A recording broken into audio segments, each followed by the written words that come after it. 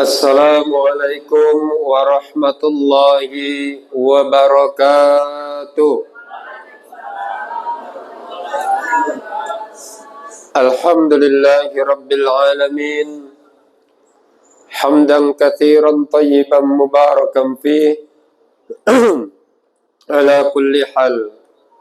Wa na'udzu billahi min ahwali ahli dhalal. Wa nusalli wa nusallim wa nubarrik wa nu'azzim ala habibina wa syafi'ina wa nuri qulubina sayyidina wa maulana Muhammadin aslihil jamal wa manba'il kamal wa mustawda'il jalal wa ala alihi wa sahbihi bil wuduwi wal asal amma ba'd. Rabbi israh li sadri wa yassir li amri wahlul 'uqdatam min lisani yafqahu qawli. Rabbi zidna ilman nafi'ah warzuqna fahman wasi'ah birahmatika ya arhamar rahimin. Amin amin ya rabbal alamin. Yang saya hormati tua-tua Tengganai, alim ulama, cerdik pandai, tuan-tuan guru. Yang saya hormati orang tua saya, Bapak Mansarip, mudah-mudahan beliau diberikan kesehatan lahir batin, dipanjangkan umur dalam ketaatan kepada Allah dan Rasulnya, dibukakan pintu rezeki yang halalan thayyibah dan diberkahi Allah, dan istiqamah dalam memakmurkan masjid ini. Semuanya karena kecintaan kepada Allah dan Rasulullah. Amin ya rabbal alamin. Dan yang saya hormati Ketua DKM Masjid At-Taqwa 2 Muhammadiyah beserta perangkat-perangkatnya. Yang saya hormati Bapak Ketua RT beserta perangkat-perangkatnya. Yang saya hormati Bapak-bapak, ibu-ibu, adik-adikku, anak-anakku sekalian, yang insyaallah kita semua dimuliakan oleh Allah Subhanahu wa taala. Amin amin ya rabbal alamin. Hari ini kita memperingati Maulid Nabi Muhammad sallallahu alaihi wasallam. Ada yang nak saya tanya dalam buka awal kita ni. Kalau di Indonesia ni, kalau ditanya ada 3 jawaban. Maulid, maulud, mulut. Mana yang benar? Maulid, maulud, mulut. 3 ni sering kita dengar ya tak? Nak ke mana Pak? Nak pergi maulid. Nak ke mana Pak? Nak pergi maulud. Nanya sama yang lebih tua lagi, mbah-mbah tadi tu, nak ke mana Pak? Mau pergi maulud cum. Maulid, maulud, mulut. Mana benar? Kalau kita di Jambi ini, kalau ditanya yang benar maulid. Tapi kalau saya tanya di daerah Jawa, yang benar maulud. Ya gara-gara maulid sama mulut kita bertengkar. Ya kata orang Sumatera maulid, kata orang Jawa maulud. Kata orang-orang zaman Bengen di luar Jawa mulut. Mana yang benar nih? Maka kita luruskan dulu daripada persepsi kita, daripada pengertian maulid, maulud, mulut. Ketiga-tiganya ini benar. Maulid, maulid itu memperingati maulid, memperingati hari kelahiran Rasulullah. Itu maulid. Yang diperingati itu yang diingat-ingat hari kelahirannya. Kalau bahasa kita itu ulang tahun. Bahasa kita ulang tahun. Kalau maulud, maulud itu yang diingat-ingat, yang diceritakan, yang diperingati orang yang dilahirkan. Itu maulud tuh. Artinya memperingati maulud, memperingati daripada ngingat-ingat Rasulullah. Maka kita ini apa nih? Dengan spirit hijrah kita tingkatkan keimanan, kepedulian, kualitas ibadah. Ya. Kalau kebanyakan umumnya temanya tuh meneladani akhlak Rasulullah. Artinya apa? Maulud itu yang kita ingat bagaimana Rasulullah menjalankan kehidupan dari lahir sampai meninggal dunia. Itu maulud tuh. Kalau mulut itu ya ini mulut nih, cangkem. Artinya apa? Makan-makan. Ada kira-kira di sini? Ada makan-makan Oh banyak. Maka kita hari ini laksanakan ketiga-tiga nih. Maulid kita peringati, Maulud kita peringati, mulut juga kita peringati. Lah, yang pertama Maulid. Insyaallah waktu saya sampai jam 11 selesai. Ya, itu sebab nak sholat zuhur lagi ya. Jadi sejam cukuplah. Yang pertama kita bahas tentang Maulid. Maulid ini yang kita ceritakan peristiwa kelahiran Rasulullah. Peristiwa kelahiran Rasulullah. Rasulullah itu lahir di tanggal 12 Rabiul Awal tahun gajah. Ngapa disebut tahun gajah? Karena di tahun tersebut ada kejadian luar biasa yang selalu diingat oleh masyarakat kota Mekah. Ada pasukan gajah yang ingin menghancurkan Ka'bah. Dulu penanggalan belum ada. Sama dengan kita orang Bengen dulu dah. Tahun berapa mbah ni lahir mbah? Aku ni lahir pokok dulu waktu di sini ni banjir besar. Banjir besar tu lah yang tahu tak? Oh, aku dulu waktu aku lahir tu dulu pokok kayu dari ini ni disambar petir. Tanggal tak tahu, bulan tak tahu, pokoknya tahunya aku lahir tu banjir besar. Karena belum ada informasi tahun-tahun. Maka di zaman Rasulullah gitu juga, pokoknya tahun gajah. Saya kalau dengar ceramah dulu sampai tahun 90-an, masihlah penceramah itu nyebutkan yang namanya Rasulullah itu lahirnya tahun gajah. Lah masuk 2000-an, lah masuk HP, lah masuk segala macam ni, barulah tu naik itu. Barulah mulai terhitung. Di malam kelahiran Rasulullah tadi, ada kejadian luar biasa Bapak Ibu. Kejadian luar biasa. Makanya dengan adanya kejadian luar biasa di hari kelahiran tersebutlah makanya kita disuruh memperingati Maulid Nabi. Jadi kalau ada orang yang mengatakan ini bid'ah, sesat, nauzubillah min zalik. Jangan salah-salah. Man kadzaba alayya falyalijin nar. Siapa yang berdusta atas namaku kata Rasulullah, maka tempat yang paling layak untuk dia masuk neraka. Neraka itulah. Jadi mudah-mudahan di sini yang hadir tidak ada sedikit pun keyakinan bahwa memperingati Maulid Nabi ini adalah sesuatu yang sesat. Kenapa? Ini perintah Allah. Mana dalilnya? Bolehlah kalau misalnya poni dicatat di sini ini ada dalilnya. Kalau nak pakai apa? Nak pakai kaligrafi. Surat Ibrahim ayat 5. Itu dalilnya. Wa dzakirhum bi ayyamillah. Peringatilah olehmu hari-hari Allah. Nah, dalilnya nih Bu langsung dari Al-Qur'an Bu. Peringatilah olehmu ayyamillah hari-hari Allah. Yang namanya ayyamillah hari-hari Allah itu adalah hari-hari di mana ada kejadian luar biasa yang memperlihatkan tanda-tanda kebesaran Allah, peringatilah olehmu. Kira-kira Maulid Nabi hari kelahiran Rasulullah banyak tak tanda-tanda kebesaran Allah yang diperlihatkan? Banyak Bu.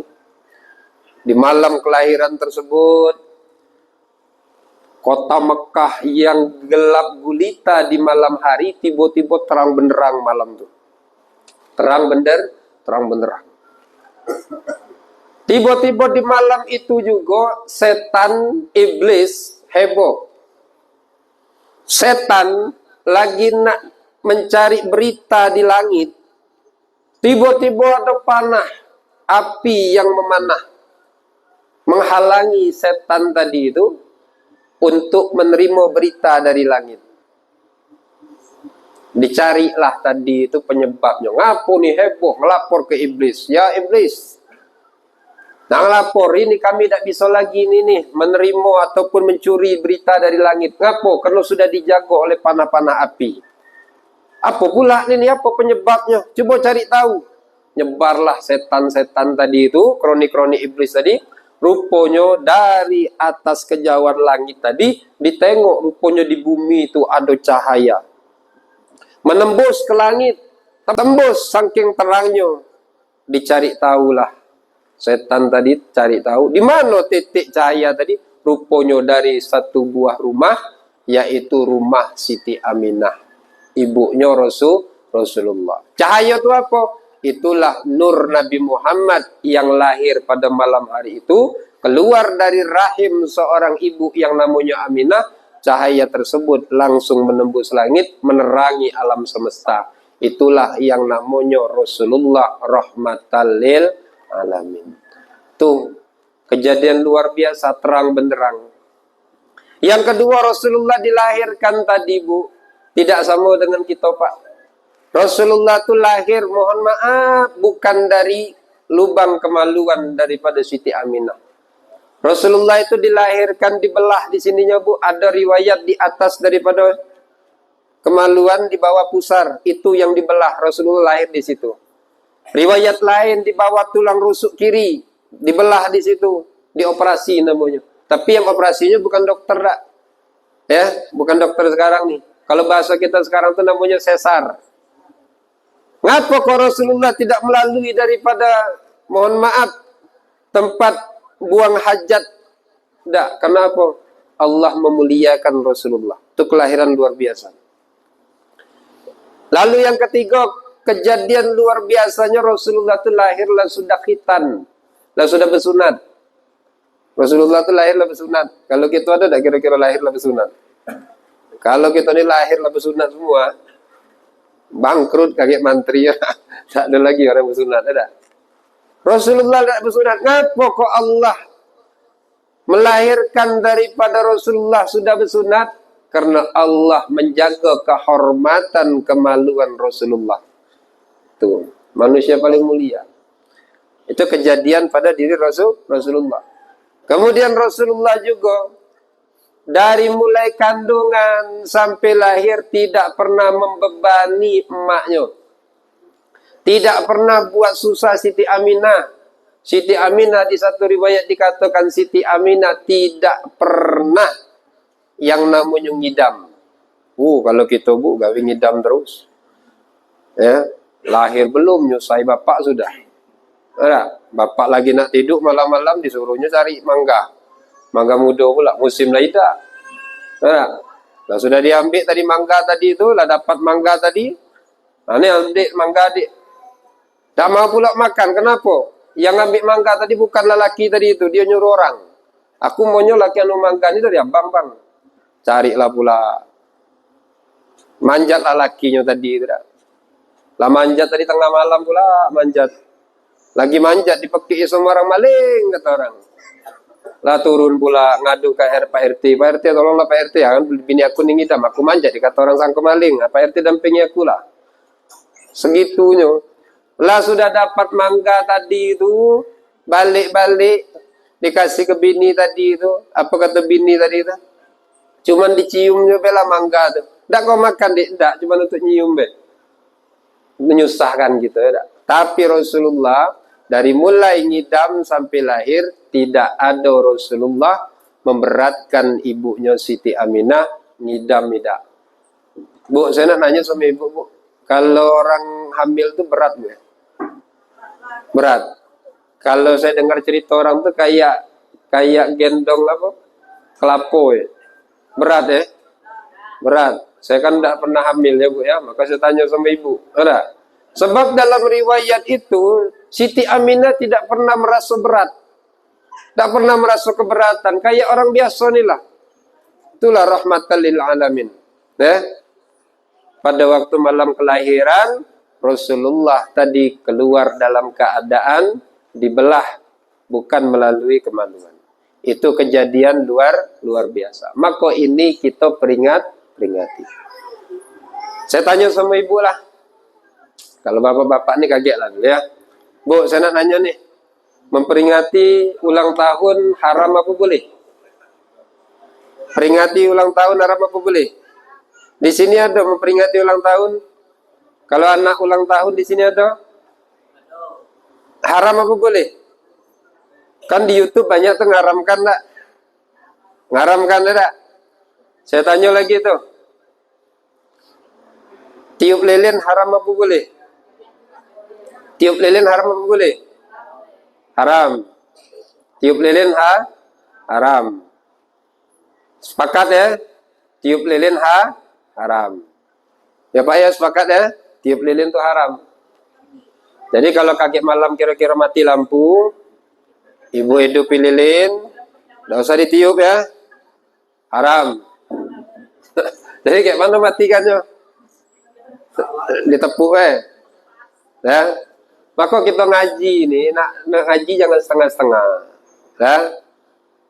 Ulang tahun itu tidak ada haram. Ini maulid Nabi nih. Kalau kita tidak ada ulang tahun, kalau kita misalnya ngaramkan ulang tahun, ini balik bila kita nih hari ini. Kenapa? Yang kita peringati ulang tahun. Maulid ulang tahun. Ulang tahun siapa? Nabi Muhammad. Kita nih ittiba. Ibu kalau mau masuk surga, bapak kalau mau masuk surga, Allah yang memerintahkan tuh. Qul in kuntum tuhibbunallah fattabi'uni. Allah berfirman kepada Nabi Muhammad, Muhammad, ya Allah. Sampaikan kepada umatmu, kalau seandainya umatmu ingin dicintaiku,